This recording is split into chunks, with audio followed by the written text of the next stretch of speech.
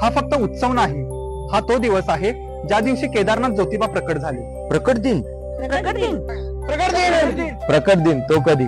प्रकट दिन कोणाचा? ज्योतिबा डोंगरावरती वेगवेगळे सण उत्सव उत्साहात साजरे केले जातात. यामध्ये ज्योतिबाची चैत्र यात्रा, श्रावण षष्ठी यात्रा, नवरात्र उत्सव, आणखी एक उत्सव म्हणजे प्रकट दिन. आपल्या देवाचा ज्योतिबाचा प्रमुख सोहळा म्हणजे प्रकट दिन सोहळा. चला तर मग बघूया. अखंड महाराष्ट्राचं आराध्य दैवत कुलदैवत म्हणजे श्री ज्योतिबा.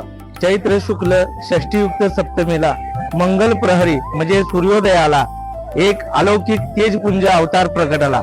ब्रह्मा विष्णू महेश जमदग्नी 12 सूर्याचं तेज असा ज्योती स्वरूपात एक अवतार प्रकट झाला म्हणजे श्री ज्योतिबा. यावर्षी सालाबाद प्रमाणे हा प्रकट दिन सोहळा मंगळवार दिनांक 24 मार्च 2026 रोजी साजरा करण्यात येणार आहे.